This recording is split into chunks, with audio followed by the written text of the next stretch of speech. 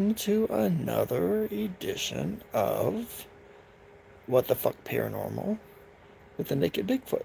I am your humble host, Mike the Naked Bigfoot. I want to welcome everybody on this Thursday afternoon. Well, this Thursday night. The afternoon for some people. And for some people, it's the next day that'll be watching this. And some people will be watching it live. It'll be the next day already. So, I think I covered all my bases there. Well, like we always do at the beginning of every show, um, we go over any, grievances, news of the day. Hey, Chris, welcome to AM for you. Oh my gosh, dude. I always forget the time difference with you and across the ocean. That's crazy, man. That is batshit crazy. I'm with you. Um, just give everybody an update of what's going on here at the farm that's non-paranormal and non-weird related. Um, we finished harvesting the green beans. Um, we plan on canning about 125 quarts this year for our personal use. We also will be selling them fresh at our storefront in town. So it's been a good harvest. We raise my favorite green bean to raise. Period is Blue Lake bush bean. It's a great bean, really tasty too, and produces a lot. We'll be planting a summer crop right behind it. Um, of butter beans, well, lima beans for those who don't know what a butter bean is, or are not from the mountains or are not from the south who doesn't know what a butter bean is. They're lima beans. Um, we'll also be planting some peas as well. We always do a second. Sometimes, if the weather permits, we'll do a third planting of a different kind of bean later on. But I believe that probably starting Monday, we'll probably start harvesting tomatoes. Not the canning tomatoes, mind you.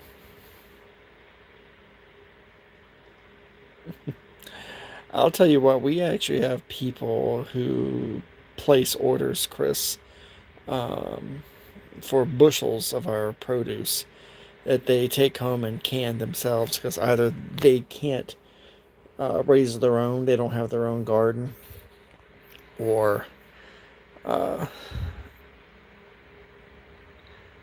or they've either gotten, or they might be in a place where they just can't raise their own garden, period. But they want fresh vegetables and to put up for the winter, going into the fall, to the winter months. So we have people that place large orders in every season, and they can them themselves at their house or wherever they live at their apartment. And this year we've actually had a record number of orders on our produce. It's our fruits and our produce. It's amazing what's happening in the world right now when it comes to food and the availability of food and the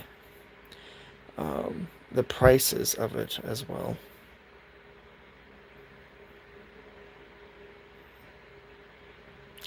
Yeah, I think it's going pretty bad too, Chris. Um, it was kind of rough for us because we've had to raise our prices by a little bit because of the price of the scarcity and also the price of fertilizer right now. Because before we plant our second crop of beans, or before we plant any second or third crops, we have to go through and uh, lay down fertilizer again. And I set my prices. Our spring planting, um, the prices were already, because we always you purchase fertilizer a year or two in advance.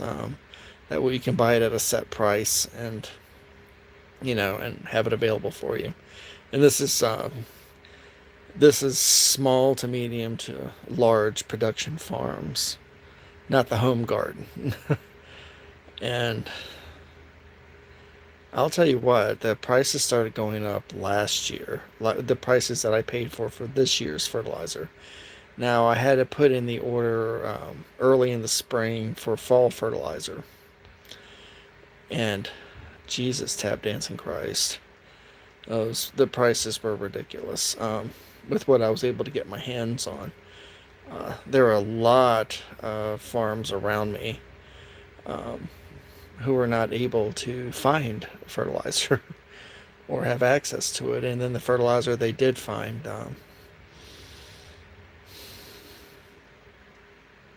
oh yeah, fertilizer they were able to find has been incredibly expensive, outrageously expensive, um, especially nitrogen. It's nitrogen is especially when you do your first planting. Nitrogen is very important to get your seeds or your plants your plants settled in and growing correctly. So it's going to be interesting. But like I said, we're going to be harvesting tomatoes soon, but we still got a ways to go before we start getting, because we raise slicing tomatoes, all different varieties, heirloom varieties. We have about 2 acres of tomatoes, of slicing tomatoes. Um, then we have an acre of canning tomatoes, which are different varieties of plum tomatoes, Roma tomatoes, and so on and so forth. Those still have a ways to go before we start getting them in. Um, the canning tomatoes, usually because they're determinate varieties that we plant, they come in all at the same time. So it's easy to harvest them and to process them. But we'll have lots of fresh tomatoes for people starting next week. So, hey, Amy, um, welcome aboard. I've just been giving an update here on the farm. Tell everybody what we're harvesting right now, what we'll be planting, and talking about the hardships that farmers are going through right now.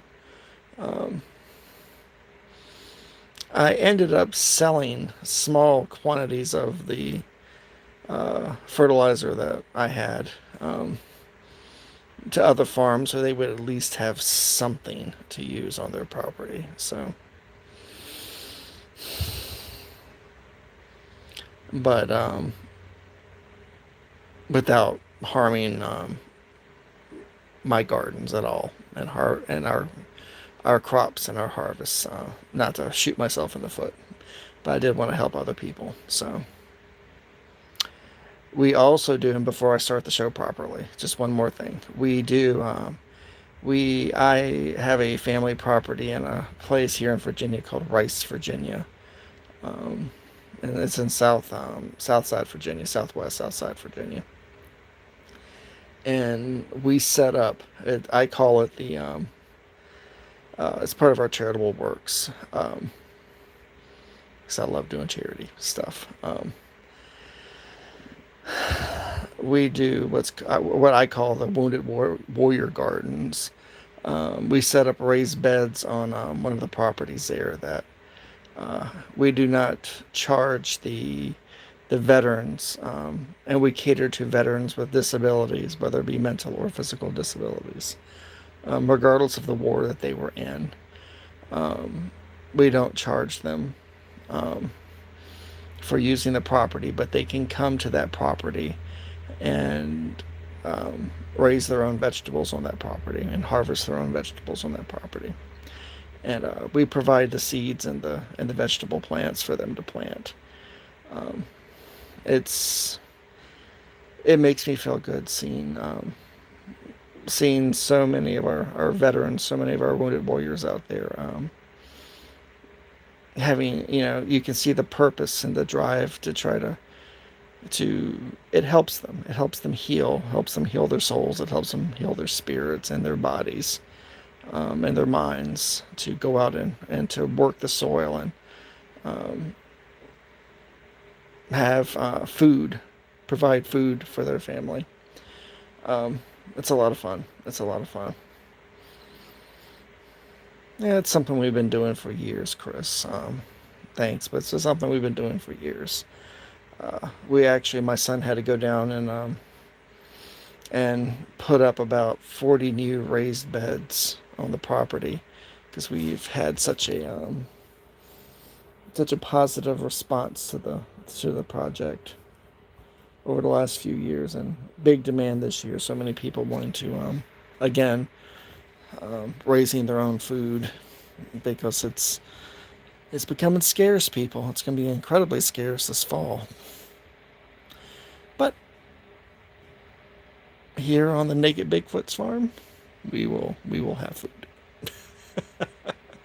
Alrighty, guys, let's start the show. That's enough of the news of what's going on here on the farm and with me.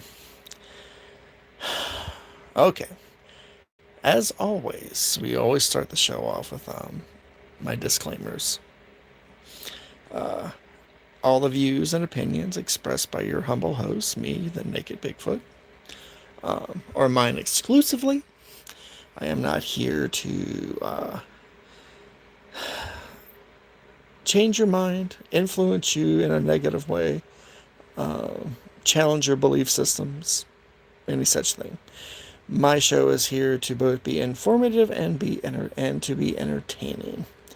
Um, if you happen to leave my show with a insatiable thirst to find out more about this weird magical world that we live in, I ask that you do so, but you do so safely, you do so sanely. Do not take any risks that may harm you physically, mentally, or spiritually. In other words, do not use me as an example of what to do when researching the paranormal and the supernatural. Trust me. I don't. Sometimes I think back on those days. I have no idea how I survived some of the shit that I did and encountered and dealt with. Also, if you have any small children in the room, as the description always indicates of my show, it is not for small children. Um, Mainly because I cuss like a sailor. So if you do not wish your child to learn any foul words tonight, um, or be exposed to foul words or disturbing imagery, um, please ask them to leave the room, or please wear headphones as you watch the show tonight, uh, so as not to damage your children in any way. Also, we do play a drinking game on my show. Now, you can play this game with friends if you want to. If you can't watch it live, if you're watching this on replay, you can still play the game. You can do the replay of any of my shows and play the game at any of my shows, with any of my shows, as a party game, as a watching game. Um, Anytime you hear me say, that's a story for another day, or that's a story for another time, please take a sip or a shot of your adult beverage. If you do not drink adult beverages and still wish to play the game, please take a sip, a drink, or a shot of your drink of non-alcoholic drink of choice. If you are playing and using adult beverages, I do ask that you do not drink and drive. Do not drink and drive. Find a couch to crash on. Call Uber. Get a friend to drive you home. I never want to hear that there was an accident based on my drinking game. As a result of playing my drinking game, that'd be bad, very bad. It would it would almost move me to a tear, one tear, right there. I'm not that big of an asshole. I would feel bad. I would feel very bad.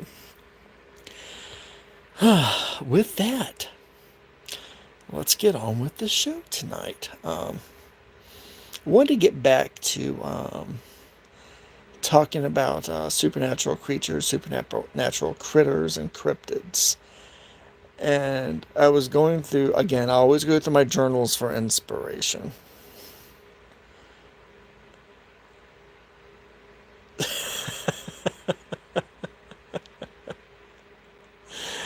Yeah, I think more YouTube shows need to have drinking games like this too, Chris.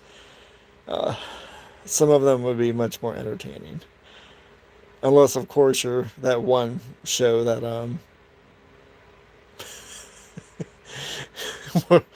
where you're very proud of fucking Lucifer during a thunderstorm.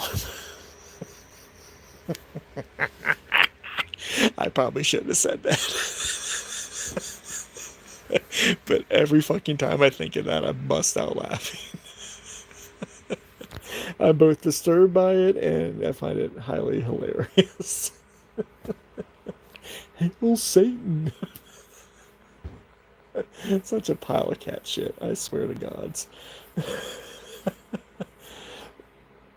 A lot of people are not in on this joke, Chris, so I'm not gonna go into the joke. That will be a story for another time. The the erotic encounters that somebody had with Lucifer, and they were quite proud of it too.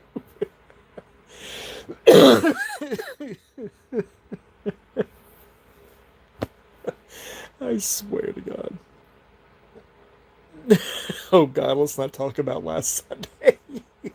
That went sad. That went off the rails fairly quickly. For those who don't know, and I'll continue with the show story. So, quick side note: I was on Bald and Bonkers show last Sunday, talking about paranormal frauds, and well, frauds in the field of parapsychology and the paranormal and so on, and covered so many different topics.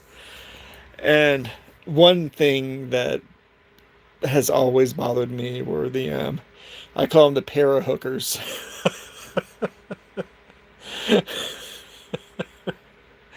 um, they use people's interest in the paranormal to get money out of people, out of their viewers, out of their followers. Um, and they dress up like, I mean, straight up hookers. They are the biggest frauds and the biggest con women I've ever seen. Um, but they dress that way and present themselves that way to set you up to where they suddenly have a sob story about how they need money. And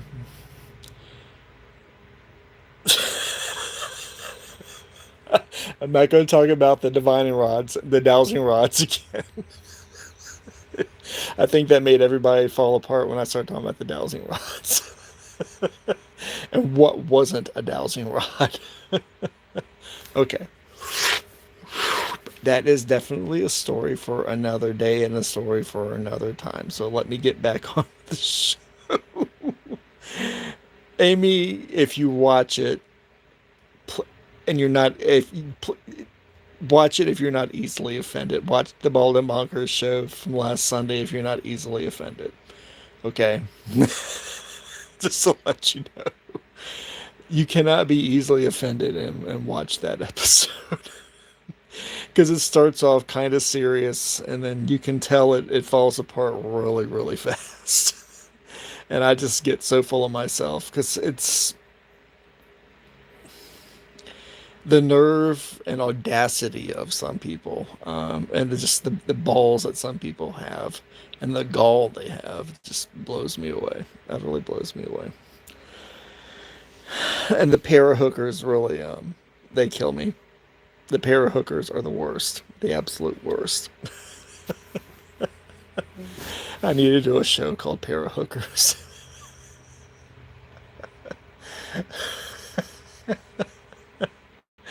Oh God, that would probably be the show that ends my time on YouTube if I do that show.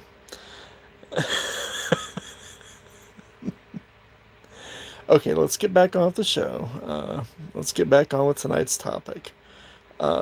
Again, I wanted to get back. I was going through my journals and I wanted to. Um, I've been able to introduce some interesting, I think, non-mainstream or seldom talked about or heard about paranormal critters, cryptids, so on and so forth. I pride myself on being able to collect information about the more obscure things that exist on the fringes of our world. And one of them that I always found fascinating, and that slightly terrified me. Well, more than slightly terrified me, and you'll find out later, a little bit later, why. Um, is when I spent a long time in the American Southwest, a lot of time in Arizona, Tucson, you name it. Spent a lot of time along the borders, and several border towns there too, bordering with Mexico. I spent a lot of time in Texas as well, in southern Texas, not northern Texas. Southern Texas is a completely different world than central and northern Texas, if you ever get a chance to go there. Um, Southern Texas and southern Arizona. Um, if Papa Joey watches this, he's from out there, you know, Arizona and Texas. He can testify to this now. Um, when he's watching this, he'll understand what I'm talking about too. Uh, it's more wild, um, more more primitive, more chaotic, um, more spiritual, uh, than other parts of the states. It was my time in Arizona, in border towns in Arizona. Um, there are several places in Arizona and Texas that I'm no longer allowed to go to. I'm persona non grata in these places, mainly from some of the local tribes, Native American tribes here in the United States, who don't ever care to see me again. But that's a story for another day. That's why I cherish the time that I was able to spend in those states, until I made myself, until I wore out my welcome. And if you ever want, and the time I was, God, this was back in the 90s again. At the time, I was trying to find out more, about the chupacabra, which I probably need to do a show on chupacabra as well. Um, that I wasn't looking for what people consider the modern incarnation of the chupacabra. The modern incarnation of a chupacabra, looks more like a canine, a mutated canine, um, that has supernatural qualities about it. The chupacabra that I was looking for was the more reptilian, humanoid type chupacabra. Um, that was the original chupacabra, and the chupacabra that you hear about the most in the border towns and in Mexico proper. Also in the Caribbean and Puerto Rico as well. Uh, the original traditional chupacabra, again humanoid, slightly reptilian with a lot of mammalian characteristics, long claws, long teeth, uh, hunched over, um, that not only fed on the blood of people's livestock, but it was also known to attack people as well. Um, I was there to find out more about that chupacabra, about the more dangerous humanoid reptilian looking chupacabra at the time. And it was at this time when I was asking questions, and of course, you always go to the diners, you always go to the bars, you go to the local newspapers, to do your research and to listen to people talk and ask questions. Um, so, of course, I'm asking about the chupacabra. And a lot of the times I would get laughed out, by a lot of people. Um, but I did have this one family. Um, God, where was it? It was a local eatery, and it was a family eatery, and it was a Mexican national family. that were there, and I was talking to them. They had 3 kids with them, 2 boys, 1 girl. Girl was the youngest. They had their, mother, the father, and a grandmother with them. And one of the grandfathers was with them. They were all eating, coming to eat after, they attended church. It was on a Sunday, if I remember correctly. So I go up to them and ask them, uh, uh, you know, pardon me. I'm new to this area. That was always how I would start out my conversation, introducing myself. Um, and I asked them if they had heard any stories about a chupacabra there around there. And it was the grandmother that was sitting there at the table at the time. They were very welcoming. They were very kind. Um, uh, and she looked at me and she said, "Senor," uh, she told me it was not the chupacabra you should be more concerned about here. You should be more concerned about La Lechuza. And I looked at her and I went, "Well, who's La Lechuza?" um, in Mexican folklore and in Mexican legends and Mexican beliefs, there is a myriad of spirits and critters and supernatural critters that they talk about. Um, the more famous being La Llorona, the weeping woman, um, a woman in white who would come and steal your children or kill your family. There's all different variations on La Llorona. Um, she was a classic woman in white ghost story they would tell. The Chupacabra, of course, they would talk about. Those are the most well-known ones, but La Lechuza was actually something new to me, and I'd heard that one before. And come to find out, La Lechuza uh, is very, very well known and very well talked about. It's not a regional legend, like so a lot of legends can be regional, you know, just to that region. That legend is that creature exists right in that region. I found out in my travels that La Lechuza, oh fuck, something bit me. La Lechuza was prevalent all throughout the entire Mexican Hispanic culture. It's just not talked about. There's a reason for that. To talk about La Lechuza is can bring La Lechuza to you, and that's always the very last thing you ever want to do, is to bring La Lechuza to you. But who is La Lechuza, you may ask? I know I've given you tons of information without actually telling you what La Lechuza is. La Lechuza, direct translation, well, not even translation, um, is an owl witch. Um, a bruja, um, brujador. But La Lechuza is not your typical witch. La Lechuza is a shape-shifting entity, a shape-shifting creature. It's quite physical.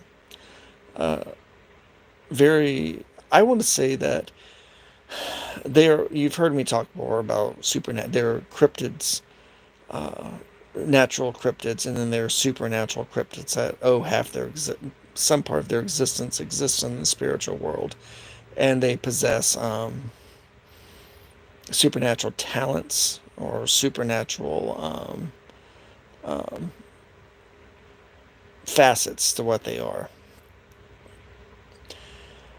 And La Lechuza, the Owl Witch, is one of them. She's one of the supernatural cryptids. I want to call her a cryptid. I want to call it a cryptid. La Lechuza can appear in one of three forms. Can appear as an old um, Mexican lady, very, very old, long, scraggly hair, dressed in robes with her head uncovered, with a twisted, gnarled face with very sharp, pointy teeth, with bright yellow eyes and long, sharp fingernails, who walks with a cane or walking stick of some sort or a staff of some sort.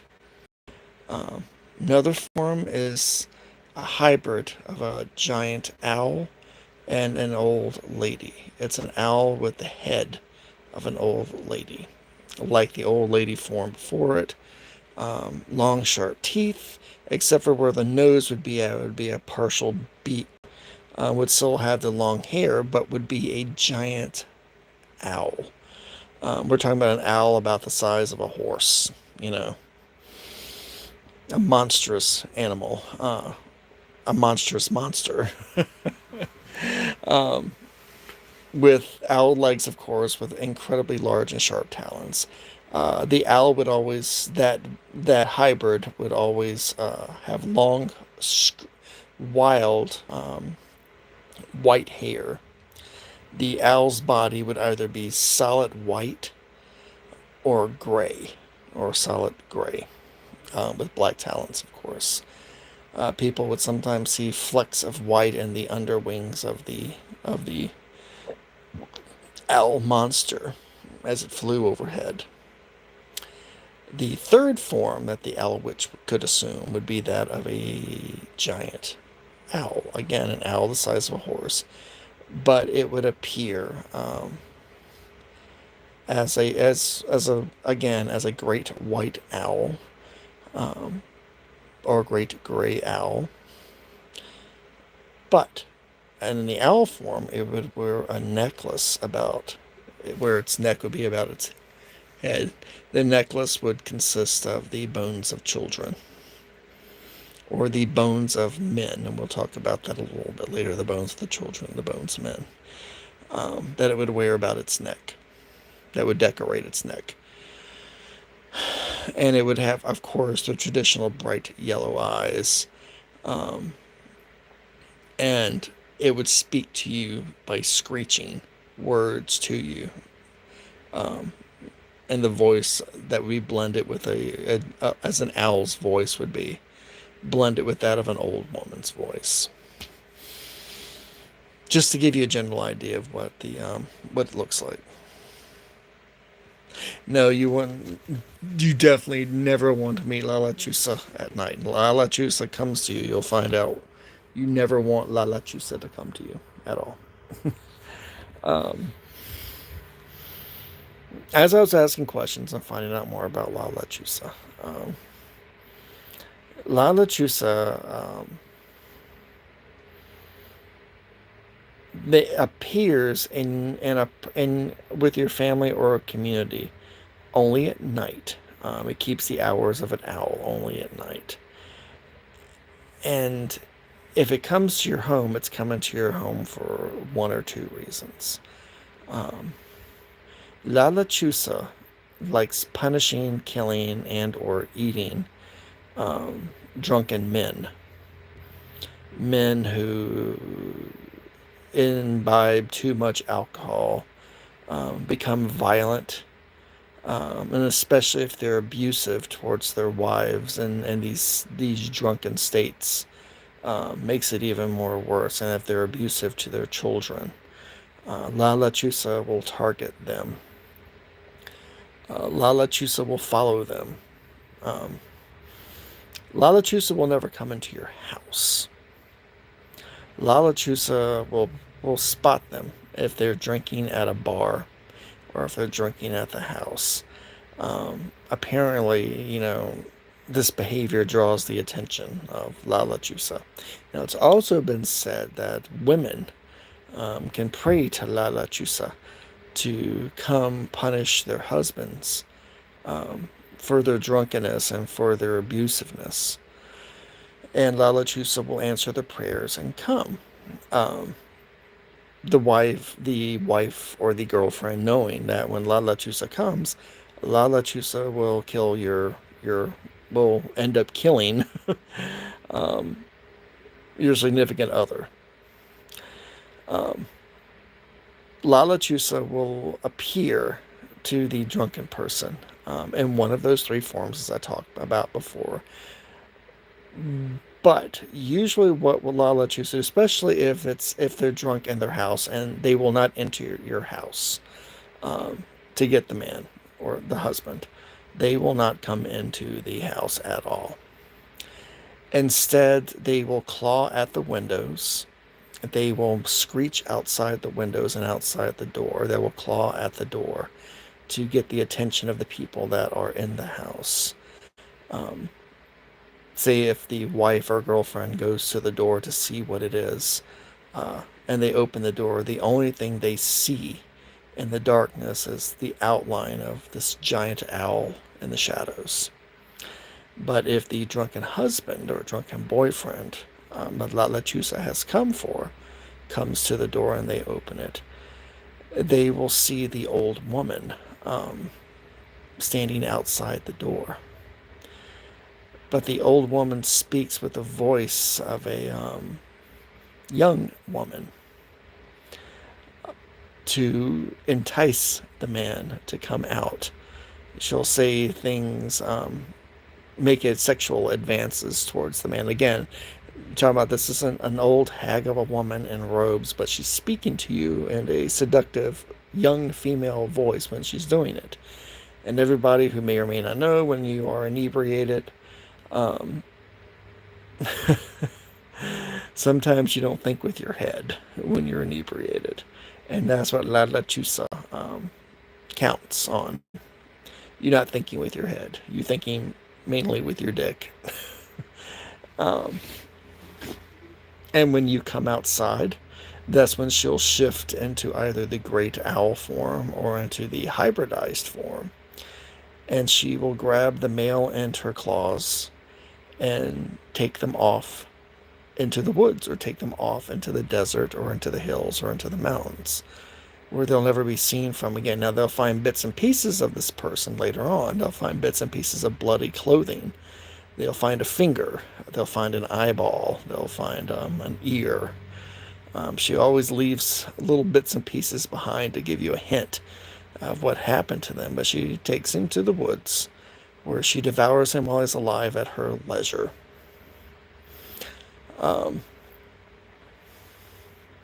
So in that sense, La Lechuza is considered a protector of women and a punisher of men. But there's another aspect to the story of La Lechuza, and that's with children. La Lechuza will come into a town at night and wander the streets at night as an old woman, asking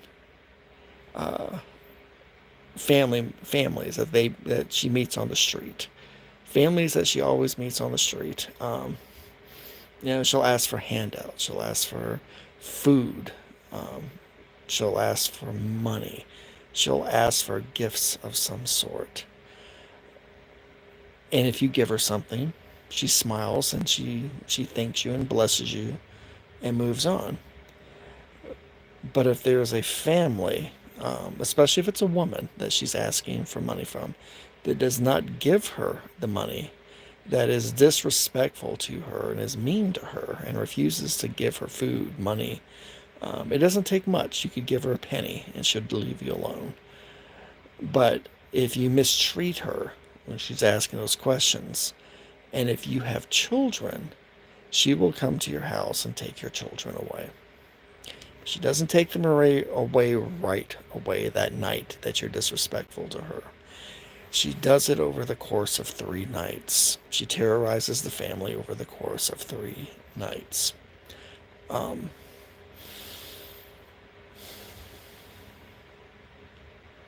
Sorry, my head is woo right now. I had to pause there for a minute. So bear with me. Um, the first night she'll come to the house, she looks through the windows because she's trying to find the bedroom that the children are sleeping in.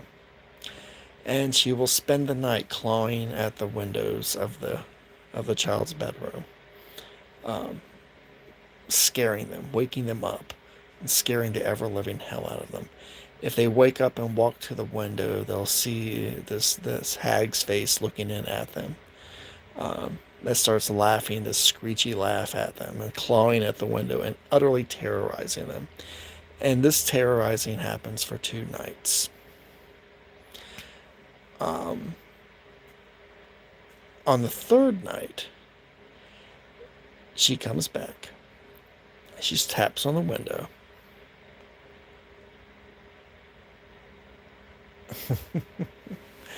I know, I need to plan this shit better, Chris. When I take shit, it fucks me up for a while. That's a story for another day.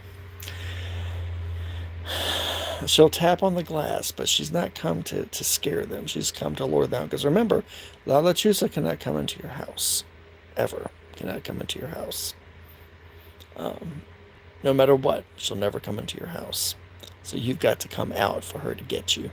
You got to be out in public for her to get you. She can't even take you out of a car if you're driving. But she will follow the car and she will claw at the roof of the car until you're scared enough to come out and try to run from her. And then she catches you then. But she leaves candy at the window, a piece of candy at the window.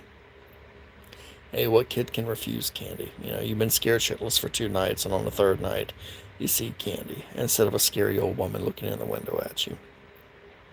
So you open the door and get the candy, and when you look around, you see more candy on the ground outside of your window. It's the old trail of candy trick that La Lechuza uses. And if a child is foolish enough to leave the safety of their bedroom and go out the window to get more of this candy, La Lechuza swoops in her mutated owl form with the old lady's head and the owl body, and she snatches up the child and takes them off to devour them in the woods. If the child does not go outside of the window and goes back to bed, La Lechuza will literally lose her shit. She'll screech bloody murder outside of the window that she's been foiled.